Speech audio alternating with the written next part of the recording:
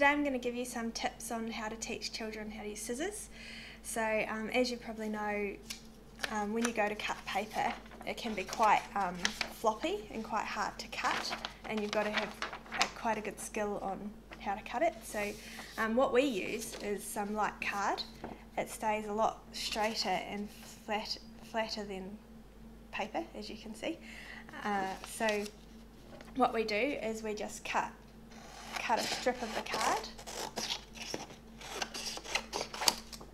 So you would do that for the child, and you cut the card into some strips. So I've got one here, and you see it's just plain strip. And then when you're teaching the child how to hold the scissors, a fun way to do it is you can get them to shake their hands. So you go shake, shake, shake, shake, and then stop. And then thumb always up to the ceiling, and in the top hole you look for the little hole at the top and the big hole at the bottom, and then 2 fingers, and then you just tuck those other fingers away for them so they know that they're not needed. The reason we use a strip of card is so that the child doesn't have to think about the paper. All they have to worry about is the movement of their hands and using the scissors and making the scissors work. So you just show them to cut and cut and cut, and then as you can see, it's really easy for me to do that because the card is straight. As the child gets more skilled at it, you can get them to cut directly into a bowl. It's really good to keep all of these little cuts, all these little bits of card, because we're going to use them in another activity soon. You'll notice that when children start learning to use scissors, they'll do some odd things like cutting like this or cutting like this, and you kind of think, how are they doing that? That's just doesn't even make any sense. But if you see a child do it, just gently flip their hand up as they're doing it, and you just do it each time, and eventually they'll get the hang of it. Once they can cut one of these up really confidently and really well and use the scissors really well, you can make it a little bit more challenging by putting some lines on the strips. So then they've got to cut along each line, and that's a good little challenge for them to do. So you can do that, and then as they get the hang of that one, you can make it even more challenging by putting diagonal lines on it. And then once they've got the hang of those two, you can then go into learning how to cut with scissors without closing the scissors before your end of your cut.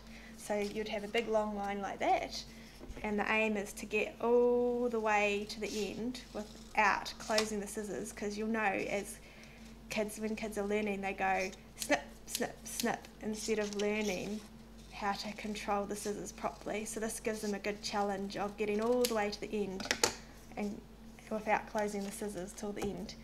And once they get the hang of that one, again you can then take it to another challenge with the strips.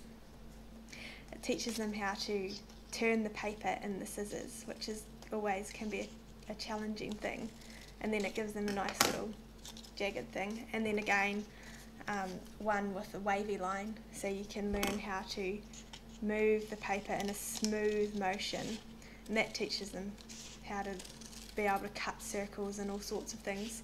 So once they learn all of these skills, they can then cut anything they like, really. Just gives them a good starting point.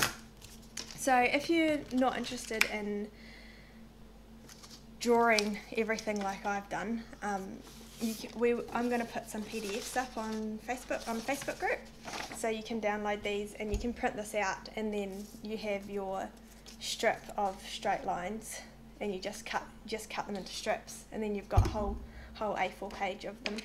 And again, we've got all the different ones that I've just shown you all on a PDF. So I'll attach those to the Facebook group, and then you can just print them out if that's what you want.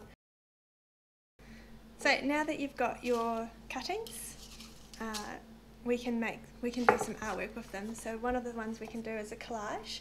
So here I've got a little elephant, and I just did that with a glue stick, but you can also use PVA, and I've got a turtle here.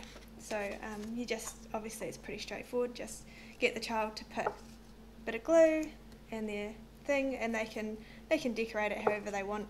You try and encourage them to put quite a lot on rather than 2 or 3. Try and go a bit more than 2 or 3, depending on the age of the child. If the child's under 3, then that's fine, but if they're over 3, try and encourage them to fill it up.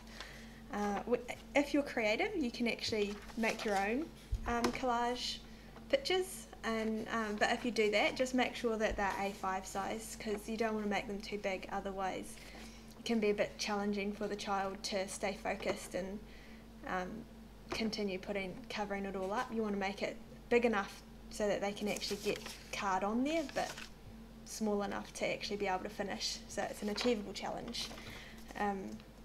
So A5 is generally quite a good size for that. And yeah, paintbrush, and if you've got a painting pots, they're really good. Like, my glue's drying in this dish, so this little dish isn't really ideal, but if you use a painting pot with a lid, then they're really good for the glue. Or if you've got paper mache glue or anything like that, that's really good as well. If you're not very good at drawing, you're not confident in your drawing, you can actually download these off our Facebook group. So come and check it out. And if you've got older kids too, they can actually draw the pictures for the younger kids, so that's also a good way to get them engaged and involved with their younger siblings.